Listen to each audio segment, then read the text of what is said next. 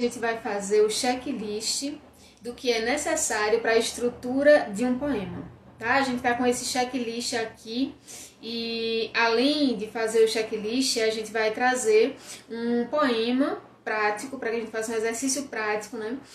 Sobre esse checklist, para perceber quais são as características de um poema com cada uma dessas qualidades dentro de si. E a gente faz isso porque aqui nesse canal, aqui nesse perfil, a gente prega e preza muito pela autonomia através da arte, da cultura, e tendo principalmente a literatura como ênfase, que é muito cara aqui para o nosso fazer poético, né? Para quem ainda não me conhece, eu sou a Tainara Queiroz, sou poetisa, escritora, cordelista, nascida, criada e residente no sertão do Pajeú, a nossa terra da poesia aqui no estado de Pernambuco. E a gente desenvolveu, né, com a equipe, um método para escrever a sua primeira obra em apenas 40 dias. Na verdade, em 40 horas, porque a gente pede apenas que se trabalhe em 1 hora por dia essa técnica literária, e com certeza ao final dela você sai com sua obra literária pronta. E a gente chama ela de C40, porque 40, claro, pelo número de horas, pelo número de dias, e C porque nós pregamos muito e temos um carinho muito grande pelo cordel, né, pela literatura de cordel, que é muito característica aqui no nosso país e que comunica-se tanto com as pessoas que têm uma formação um pouco mais erudita, como também por aquelas pessoas que têm uma formação mais popular, seja dentro da poesia, seja na sua vivência cotidiana. Alguém falou que está um pouco embaçada a imagem. Vocês podiam dar só um feedback aqui nos comentários se estão conseguindo me ver bem, me ouvir bem. Qualquer coisa a gente dá um jeito, tenta dar um jeito, né? Mas é isso, gente. Então, começando, vamos logo para o que interessa. Vamos fazer o checklist e oriento vocês a ficarem até o final do checklist para a gente poder fazer esse exercício prático também. Se você está chegando agora, hoje é dia da gente fazer um checklist do que é necessário para a estrutura de um poema, e no final a gente fazer um exercício prático para fixar esses conceitos, tá bom? Então, inicialmente, o que é que precisa-se para a estrutura de um poema? A primeira coisa é uma narrativa coerente, né? Uma narrativa que tenha um enredo que prenda a gente do início até o fim, que tenha coerência em si. E como a gente falou, inclusive no vídeo da última live, se você não assistiu, vai lá no YouTube, Tainara Queiroz, ou no IGTV, @queiroz.tainara, ou na página do Facebook, Tainara Queiroz, que você vai ter essa aula de novo. E a gente tá dando um passo a cada live, então são 2 passos por semana. Então, gente, na hora de construir a sua narrativa, você precisa escolher qual é o lugar de fala que você está constituindo ali. Então, se você vai constituir uma narrativa mais subjetiva, onde é o grito da sua emoção que vai falar, você está falando de um ponto de vista da narrativa lírica. E aí você precisa voltar lá na live, se você perdeu, para poder recapitular isso. Se não, se você está pretendendo falar de claro, a partir de um olhar subjetivo, porque todo poeta, toda poetisa ou poeta, enfim, todo escritor ou escritora vai passar por um olhar subjetivo, né? Você vai ser o crivo por onde os fatos vão se desenrolar. Mas se você quer pegar essa sua perspectiva subjetiva e trazê-la à luz de um fato histórico, trazer aquela experiência que você teve com a realidade e passar uma moral dentro de um fato histórico para a sua época, para a sua geração, enfim, então a gente já está começando a falar da narrativa justamente épica. Agora, se você busca, né, trazer uma ação para quem está assistindo, para quem está lendo você, para seu leitor, para sua leitora, eu digo assistindo e eu vou falar um pouquinho sobre isso, porque aqui de onde eu venho, do sertão do Pajeú, nossa poesia é muito oral, né? Claro, a gente escreve muito, inclusive a nossa companhia editora de Pernambuco, ela criou um edital somente para o sertão do Pajeú, porque o número de obras produzidas por aqui são o número é muito grande, né? Muito discrepante até de outras regiões do estado. Então, escreve-se muito, mas a gente tem muito essa característica de uma poesia mais oral. Então, quando eu digo assistindo, é porque a gente declama muito aquilo que a gente escreve. Muitas vezes fica somente na declamação e a gente fica esperando que um poeta, uma poetisa se lembre daquele verso que a gente produziu naquele dia para poder transformar em uma coisa registrada que fique para as próximas gerações, que a gente possa levar adiante. Mas bom, o que eu quero dizer aqui, se você quer levar a sua poesia, a sua literatura a produzir uma ação, uma emoção imediata, se você quer trazer isso, por exemplo, para dentro de uma ficção mais do teatro, né, que exija personagens, ou que, enfim, dentro dessas categorias da ação e da sensação imediata, você já está entrando no território da literatura dramática. E claro que existem nuances aí em que uma forma adentra na outra, como a poesia lírico-épica ou épico-lírica, enfim, a literatura dramática se encontra dentro de uma poesia que seja lírica, se encontra dentro de uma poesia que seja épica. Isso não é excludente, tá bom? É mais pra gente se situar de que ponto de partida a gente quer partir, de que ponto de partida a gente vai sair, que a partir é ótimo, a gente vai sair para construir a nossa narrativa, porque a partir daí a gente tá pisando num solo um pouco mais estável. Inclusive estão falando aqui que a imagem está um pouco instável. Gente, a gente já fez o melhor aqui, eu acredito, com relação à internet.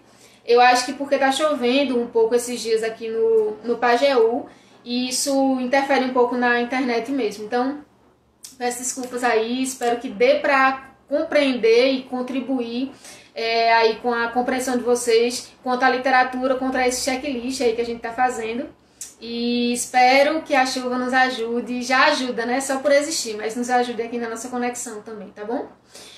Bom, então vamos lá. Então a primeira coisa é isso, você precisa construir uma narrativa coerente sobre o que eu quero falar, qual é o meu tema.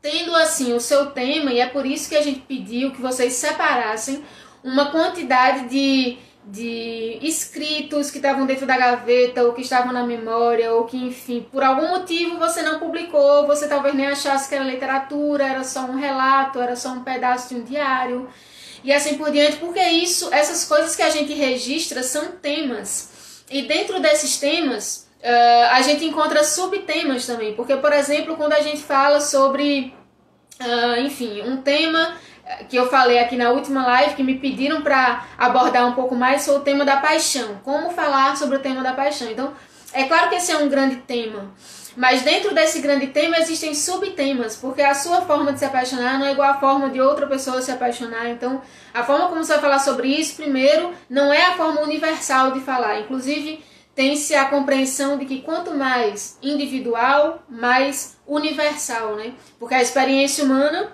pelo menos, é absolutamente individual. Então, quanto mais você se adentra em si mesmo, na experiência que você tem com o mundo, mais você vai conseguir falar para todos sobre como é a experiência humana, né? Então, você vai tratar dessa paixão de forma subjetiva e você não se apaixona, talvez, uma vez só na vida. Eu, particularmente, não foi assim com o meu processo. Então, você vai falar de uma forma específica, ou você vai falar da característica de apaixonar-se do ser humano. Então, você precisa escolher isso. Uma coisa é épica, né? Uma coisa é você pegar o fato da paixão que você conheceu subjetivamente e você vai traduzir aquilo para uma característica mais universal. Então, o gênero humano, ou pelo menos os latino-americanos, ou pelo menos o pessoal aqui do meu bairro se apaixona dessa forma, e eu quero falar para esse pessoal e vou passar uma moral a partir disso. Então a gente já está falando de uma narrativa mais épica. Você vai colocar isso no centro de uma mensagem que você quer passar que transcende a isso. Mas se você quiser falar sobre a sua perspectiva mais subjetiva, é assim que eu me sinto e quero gritar essa sensação, então a gente já está falando, voltamos aqui à poesia lírica, ao grito da subjetividade e assim por diante. Então, quando você pega esses temas, você consegue primeiro se situar, né? Quando eu pego um tema, eu me situo sobre, à medida que eu vou destrinchando os subtemas desse grande tema que eu escolhi, eu vou me situando porque eu só consigo falar daquele tema, ou consigo falar melhor daquele tema, ou é minha intenção falar a partir de uma determinada perspectiva. A partir da perspectiva de gritar a minha emoção, ou a partir da perspectiva de pegar essa emoção e colocá-la no centro de uma mensagem que a transcende e transmitir essa mensagem para um grupo de pessoas ou para uma época inteira, enfim, aí depende da sua intenção com o texto, da sua intenção com a literatura e também da sua maturidade com o seu texto, né? Com a sua forma de contar, com a sua forma de narrar aquilo que você vive. E eu queria fazer uma ressalva inicialmente também, de que a gente não precisa ter, e é uma ressalva que eu faço geralmente aqui nos vídeos, que não precisa ter essa preocupação de que a primeira coisa que se faça já seja literatura, né? Porque a primeira coisa que a gente faz quando a gente está iniciando no território da literatura é justamente trazer para o papel aquilo que é oral na gente, aquilo que é ainda pensamento. Né? Então a gente pode trazer da forma mais crua possível, da forma exata que a gente está pensando, da forma exata que a gente está oralizando aquilo, e a partir desse primeiro passo a gente já consegue visualizar temas, subtemas e lugar de fala. Então são os 4 primeiros exercícios ali do traduzir, né? Do traduzir-se. Né? Então a gente não precisa se preocupar inicialmente, nesse primeiro momento, com métrica, com rima, com técnica, tudo isso. O primeiro passo da técnica, no caso, é você não se preocupar com isso, pelo contrário, você transmitir aquilo que você está pensando, aquilo que você está sentindo, oralizando, tal qual isso está acontecendo, sem ter preocupação ou sem perseguir-se nesse seu primeiro exercício de tradução, né, de si mesmo, dos seus próprios sentimentos. Então, passado esse primeiro contato com a narrativa, que é você trazer as suas reproduções que foram descartadas na gaveta, que foram guardadas na memória, que foram subjugadas por você mesmo, você pega isso, transforma em temas, em subtemas, e a partir disso você vai se situar no seu local de fala, quanto à literatura, quanto àquele texto que você está produzindo, e daí se prontificar a trazer uma mensagem, seja dentro da literatura épica, ou da literatura lírica, ou da dramática. Então, são 2 passos diferentes que se dividem em pequenos outros passos também. Então, esse é o primeiro ponto do checklist, que é a narrativa coerente, né? E aí a gente lembro para quem está chegando agora, que a gente está falando aqui sobre um checklist do que é necessário na estrutura do seu texto poético. Tá, e a gente passou pelo primeiro ponto aqui da estrutura, que é a narrativa. Então, a gente precisa de uma narrativa coerente. Quem não acompanhou agora o iniciozinho, não se preocupa que a gente fica no IGTV do @queiroz.tainara, a gente fica no YouTube Tainara Queiroz, no Facebook Tainara Queiroz também.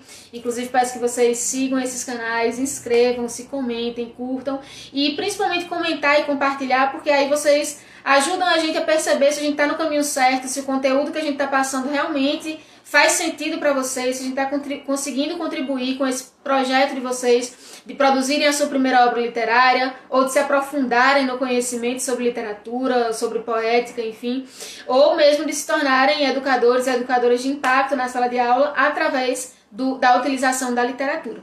Tá bom? Então, seguindo aqui o nosso checklist, depois do processo da narrativa, né, da narrativa coerente, tudo isso que a gente acabou de falar, a gente chega em 2 aspectos que são aspectos de musicalidade.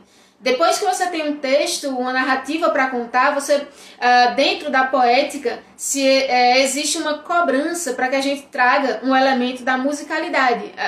Fora da musicalidade, até existe poesia de verso livre, existe poética até no filme, existe poética em tudo, na verdade. Mas quando a gente fala de poesia dentro do projeto que a gente está trazendo para vocês, que é produzir a sua primeira obra, e produzir a primeira obra em 40 dias, a gente desenvolveu um método que é a gente traduzir essa mensagem que a gente está passando dentro de um escopo poético que tem a ver com o escopo poético do soneto, que tem a ver com o escopo poético do cordel, que vai do erudito ao popular, mas que todos eles pedem esse elemento da musicalidade.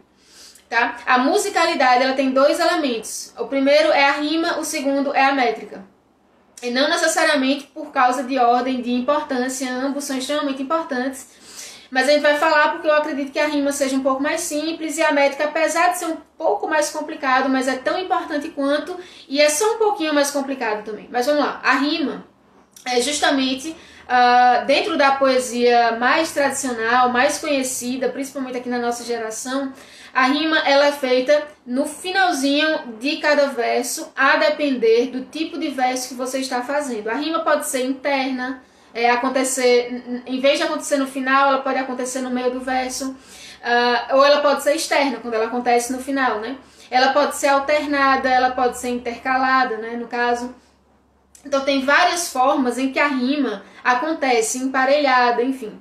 Mas cada estrofe é quem vai dizer qual é o tipo de rima que ela pede, né? Dentro de uma quadra, você vai ter uma quadra que é uma estrofe de 4 versos, você vai ter uma espécie de rima que vai ser pedida ali. Dentro de uma cestilha que tem 6 versos, vai ser uma outra espécie de rimas que vai ser pedida ali. Já dentro de uma décima vai ser outra. Então, o que eu peço para vocês é que, a partir desse momento que você já tem a sua narrativa pronta, que você leve em consideração o tipo de estrofe que você vai querer produzir.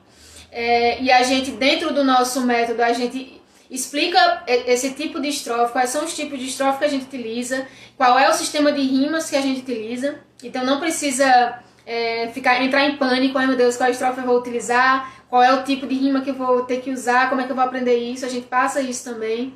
A nossa intenção, no fim das contas, é democratizar a cultura. Porque a partir do momento que a gente pega o mesmo objeto e olha para ele com a compreensão do que significa aquilo, a gente já democratizou o conceito, pelo menos, do que está em questão ali para todo mundo, para o grande grupo. Então, não adianta nada a gente saber fazer poesia e não passar isso para outras pessoas, porque a poética, a gente está passando por um momento político até complicado internacionalmente, muitas tensões, e a poética cumpre um papel que ela não é só de transmitir sentimentos, mas ela também tem um papel social.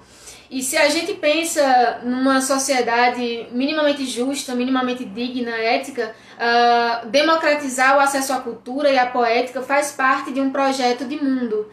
E a gente compartilha muito desse projeto de mundo, e é nesse sentido que a gente diz para vocês ficarem tranquilos e tranquilas que o que não for possível passar em cada uma dessas lives, a gente tem um curso completo para passar tudo isso para vocês, e a gente tem segurança de que quem não aprender tudo, que é uma coisa que nem a gente aprende, sabe de tudo, né? A gente aprende muito com vocês, com os comentários de vocês, com as contribuições de vocês.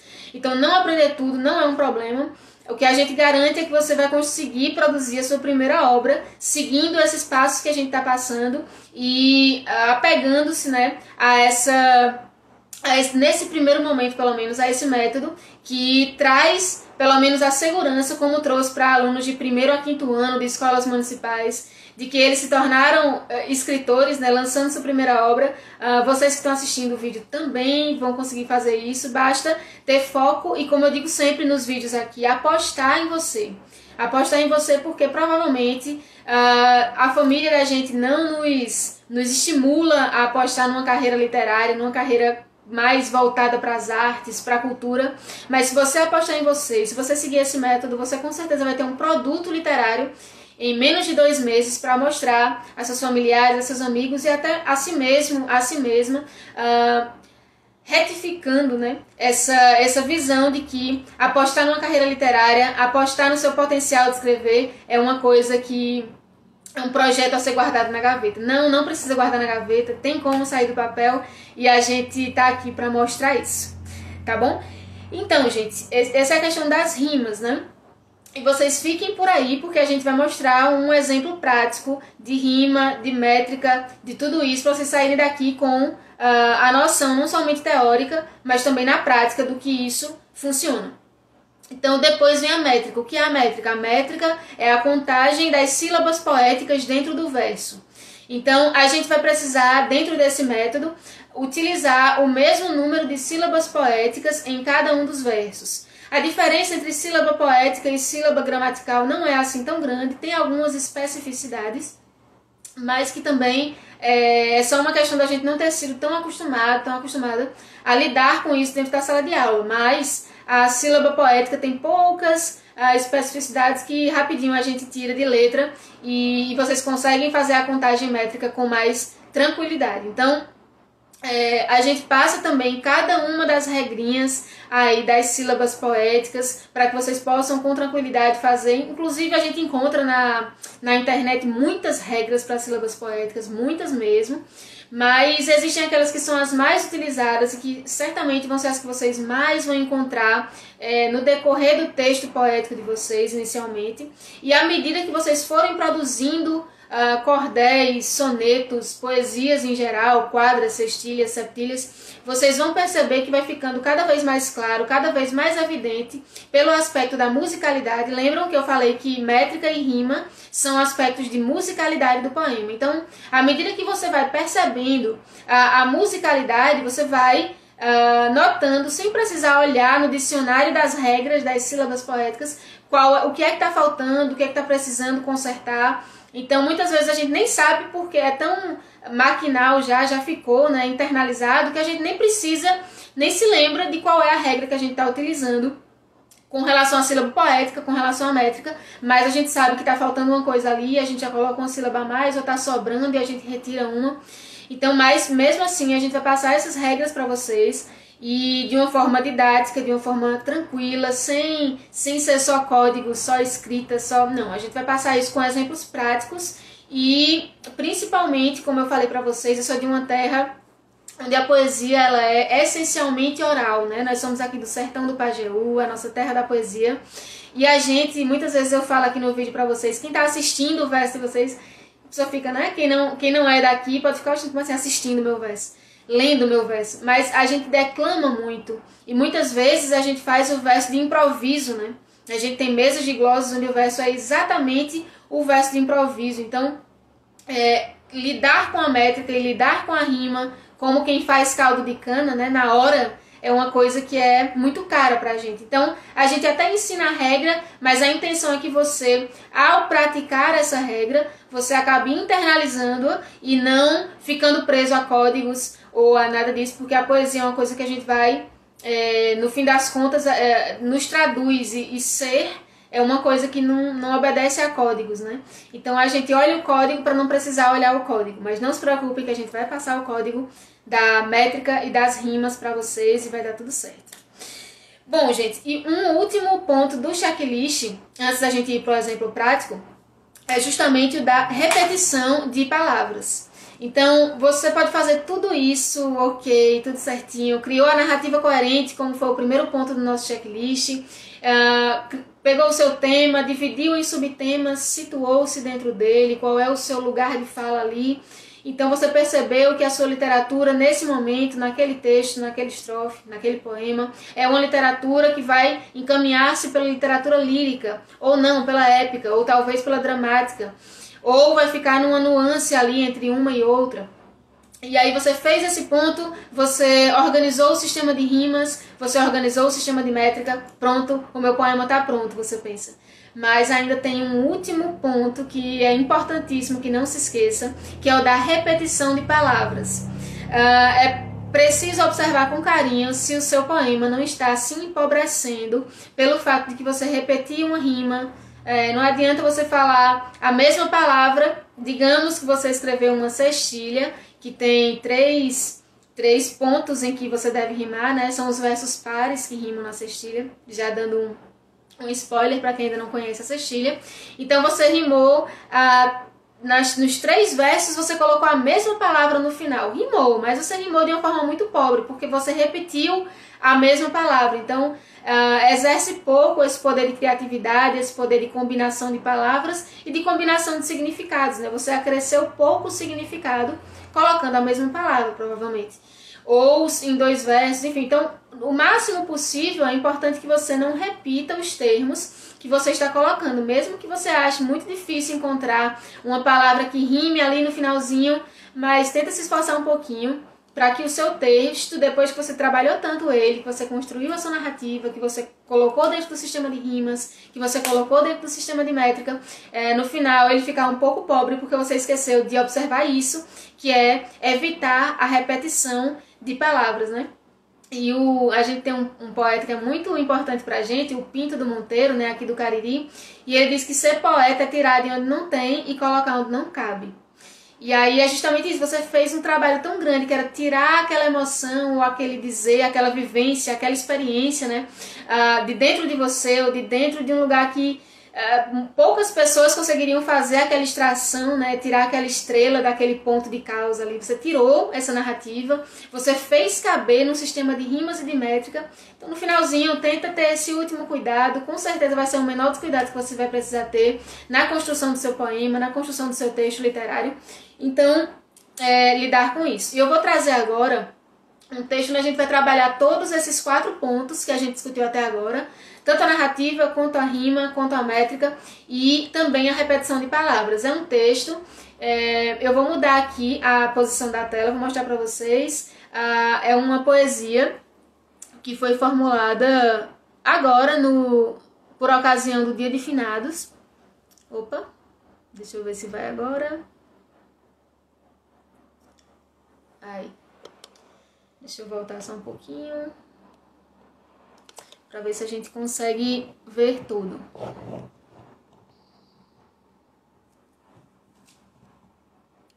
Bom, deixa eu ver se a gente consegue ver tudo aqui. Esse poema ele foi feito agora, por ocasião do Dia de Finados, e foi postado aqui na rede social, e vocês vejam o que ele diz, né? Nem mesmo uma sepultura matou o teu lugar em mim. A riqueza de um encontro não tem nada que dê fim. Celebro-te com meu riso, só choro porque preciso regar-te dentro de mim. Então, e foi um poema bastante celebrado também, e passa uma mensagem muito bonita, né? Com relação a essa sensação de perder alguém, mas mesmo assim trazer essa pessoa ou essa sensação, enfim, dentro de si e levar isso para a vida. E essa estrutura de poema, ela é uma septilha, né? Septilha vem de o poema ter 7 versos. A gente tem aí todos esses elementos. Então tem a narrativa, né? A narrativa da perda, mas ressignificada, né? A ressignificação da perda, o amor vencendo a morte no fim das contas, e acaba que a experiência de estar com a outra pessoa é como se fosse um jardim mesmo, né, que é regado, e é dessa forma que se celebra com o riso, com a manutenção da vida na forma da água, né, enfim. E aí a gente tem, dentro da septilha, primeiro checklist nós temos uma narrativa que dá para ser entendida, que dá para ser absorvida, né, compreendida de forma bastante clara, inclusive. Depois a gente passa para o próximo ponto do checklist, da estrutura de um poema, que é a rima, né, que é o segundo aspecto e é o primeiro da musicalidade. Então a gente tem a rima, dentro da septilha a gente encontra a rima no segundo verso, no quarto e no sétimo. Você veja que o finalzinho do segundo verso, como essa rima ela é externa, ao invés de ser interna, né, ela ocorre no final do verso, então o finalzinho aí do segundo verso termina em mim, né, então finalizando-se com esse fonema, né, in. E aí no quarto verso a última palavra também termina-se com o mesmo fonema, né, essa palavra fim, então acaba rimando com mim também, e no final a gente encontra a última palavra que rima do verso, que é mim também. Então termina com o mesmo fonema, mas a gente encontra um problema no quarto checklist, que é a repetição de palavra. Então, como existe essa repetição de palavra, a gente vai deixar essa palavra aqui, eu vou circulá-la, para que a gente possa trabalhar isso quando chegar aqui no quarto ponto. Então, Visto que a gente tem aí um sistema de rimas no segundo verso, quarto e sétimo, eles rimam entre si, e também o quinto verso com o sexto, né? No caso, o antepenúltimo rima com o penúltimo na septilha. Você veja que a palavra riso rima, tem a mesma terminação que a palavra preciso. E em sendo assim, a gente conseguiu rimar esse segundo emparelhamento de rimas, de forma que a gente não repetiu o termo. Então tá ótimo, tudo certo. A gente precisa somente não repetir a rima aí no segundo verso, que aí a gente ficou com esse quarto checklist pendente. Então a gente chega no terceiro, a gente fez, para quem tá chegando agora, não estava acompanhando no começo, a gente está fazendo aqui um checklist do que é necessário para que você tenha certeza de que o seu texto poético está cumprindo os requisitos aí dentro do método de formação de escrita da sua primeira obra, tá certo? Então a gente tá dentro da construção da narrativa, tá ok? Tem uma narrativa clara, que tá passando uma mensagem clara. A gente escolheu qual foi o tema, né? O tema, essa questão foi escrito no dia de finados, é a questão da perda e da ressignificação da perda. Então, dentro de um lugar de fala da pessoa que perde, e que a perde e ressignifica essa perda. Então, é uma coisa que é uma narrativa que está muito próxima do lírico, não é porque é um grito de ressignificação, mas ao mesmo tempo toda ressignificação ela é um tanto épica também, porque ela já passa uma moral. Então a gente poderia até dizer que está dentro de uma poesia lírico-épica, né? Como a própria Cecília Meirelles está incluída nisso aí, como o Vinícius de Moraes está incluído nisso aí, então que são poetas nossos, né? Bom, aí a gente chegou no segundo ponto do checklist, são 4. O segundo é o sistema de rimas. Esse aqui é uma estrofe, né? Que também é uma poesia completa, mas pode ser somente uma estrofe. Que é uma septilha, uma estrofe em 7 versos, onde o segundo verso, o final do segundo verso rima com o final do quarto verso, que rima com o final do sétimo verso. E a gente tem o segundo emparelhamento de rima, que é o quinto verso rimando com o sexto. Pronto. E aí depois a gente chega no terceiro ponto do nosso checklist, que é a métrica. A métrica, que é a contagem de sílabas poéticas dentro do verso. Talvez seja o ponto um pouco mais complicado de todos os 4, mas que é complicado, como eu falei para vocês, somente porque a gente não tem muita familiaridade dentro da escola, geralmente com as sílabas poéticas. A gente tem mais com as sílabas gramaticais. Mas a contagem das sílabas poéticas, como eu falei, que vale uma live inteira, ela tem uma série de regras que vocês podem, inclusive, já começar a pesquisar na internet, quem ainda não tem essa familiaridade ou não conhece de todo, né? Mas a gente passa todas essas regras, todo esse código da métrica dentro do nosso curso, do nosso método, para que vocês se formem como escritores e lancem sua primeira obra literária, ou como professores e professoras que querem gerar impacto na sala de aula através da literatura, né?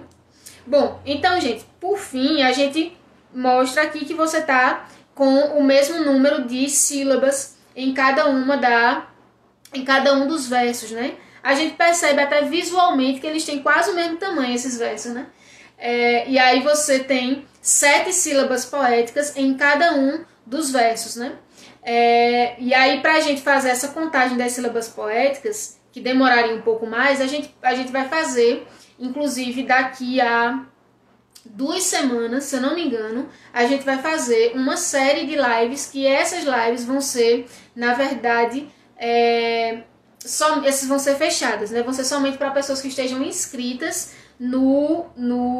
nesse evento. Vai ser um evento online, gratuito e tal, mas pra gente não ficar fazendo para pessoas que não se interessam pelo que a gente está trazendo, a gente vai fazer fechado e vocês ficam aí atentos e atentas, porque a partir da próxima semana a gente vai começar as inscrições para esse evento online, e quem se inscrever vai poder ter uma imersão aí maior nessa contagem das sílabas poéticas, no sistema de rimas, e aí em todos esses pontos que a gente está tratando aqui mais superficialmente, mas a gente vai entrar mais profundamente nisso, nesse evento online, e a gente começa as inscrições na próxima semana, tá bom?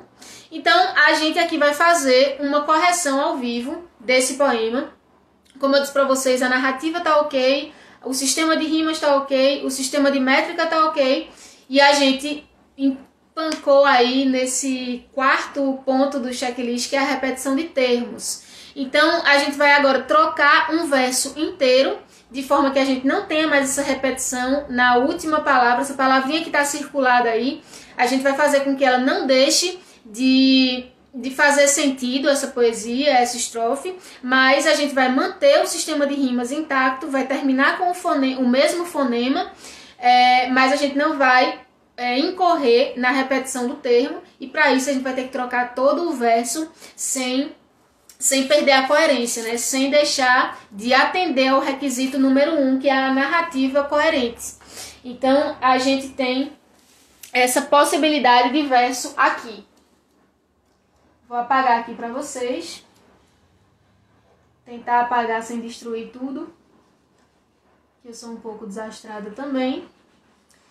Então, a gente está apagando aqui. Eu vou até manter a primeira palavra.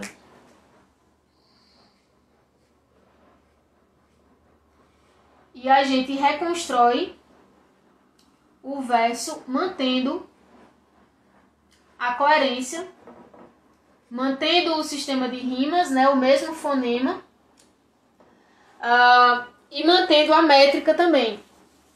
Né? A gente mantém o mesmo número de sílabas poéticas no verso, a gente mantém o mesmo sistema de rimas, mantém a coerência da narrativa, mas a gente resolve a questão da repetição desse termo, né? O mim. Então, eu vou só voltar para mim aqui. Oi, voltamos. Gente, então a gente fez aí uma correção ao vivo com vocês de um verso que estava ok, né? Em 3 dos requisitos desse checklist, mas ficou faltando aquele último que eu disse para vocês que era importante, para que ele não perca a consistência criativa, para que ele não perca a riqueza dos versos e também que agregue valor dentro do conteúdo, do significado do seu poema.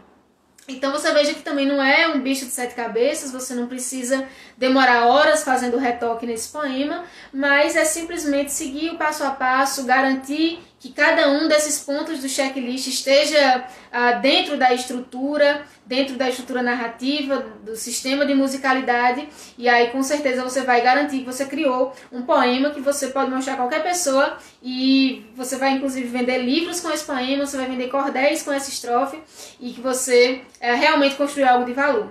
Tá bom? Então a gente bate novamente nessa tecla, fiquem atentos e atentas para que na próxima semana vocês possam se inscrever, quem tiver interesse, é claro, em receber um conteúdo que vai ser fechado para pessoas inscritas, onde a gente vai fazer uma imersão no passo a passo da construção da sua primeira obra literária, né? A gente está fazendo aqui 2 passos por semana, mas aí 2 vezes por semana apenas, a gente vai se juntar e vamos fazer uma semana aí de imersão para que você possa receber todo esse material e formar-se, né, como escritor, como escritora, que garante que a sua primeira obra vai estar lançada em menos de 2 meses, né? Porque o método ele garante a sua preparação dessa sua primeira obra em 40 dias ou mesmo em 40 horas, porque é 1 hora a cada dia.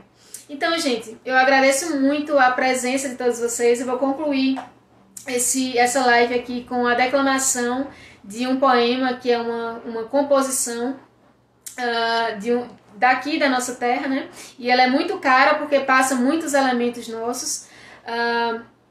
Então a gente faz essa live todas as semanas. Hoje a gente está fazendo na quarta-feira, vamos fazer a próxima na sexta-feira, às 8 horas da noite. E vou passar para vocês na próxima live mais um checklist para a gente finalizar essa semana e garantir que todos vocês fiquem sabendo quais vão ser os dias de inscrição na próxima semana para esse nosso evento online. Então, no poema Aos Críticos, a gente vê o poeta dizer: senhores críticos, basta. Deixai-me passar sem pejo, que um trovador sertanejo vem seu pinho dedilhar. Eu sou da terra onde as almas são todas de cantadores, sou do Pajeú das flores, tenho razão de cantar. Não sou Manuel Bandeira, Drummond nem Jorge de Lima, não espereis obra-prima desse matuto plebeu. Eles cantam suas praias, palácios de porcelana, e eu canto a roça, a cabana, canto o sertão, que ele é meu. Vocês que estão no palácio, venham ouvir meu pobre pinho, não tem o cheiro do vinho, das uvas frescas do Lácio, mas tem a cor de Inácio da Serra da Catingueira, um cantador de primeira que nunca foi numa escola, pois meu verso é feito a foice, do caçaco corta a cana, sendo de cima para baixo, tanto corta como espana, sendo de baixo para cima, voa do cabo e se dana. O meu verso vem da lenha, da lasca do marmeleiro, que vem do centro da mata, trazida pelo lenheiro, e quando chega na praça é trocada por dinheiro. O meu verso tem o cheiro da carne assada na brasa. Quando a carne é muito gorda, esquentando, a graxa vaza, é a graxa apagando o fogo e o cheiro invadindo a casa. Aqui é minha oficina, onde eu conserto e remendo. Quando o ferro é grande eu corto, quando é pequeno eu emendo. Quando falta ferro eu compro, quando sobra ferro eu vendo. Meu verso é feito a cigarra, num velho tronco a sonhar, que canta uma tarde inteira e só para quando estourar, que eu troco tudo na vida pelo prazer de cantar. Então, muito obrigada pela atenção de todos e todas vocês, e a gente se encontra logo mais na próxima live, e espero também encontrá-los e encontrá-las no nosso evento de imersão poética daqui a 2 semanas. Um abraço e fiquem com Deus.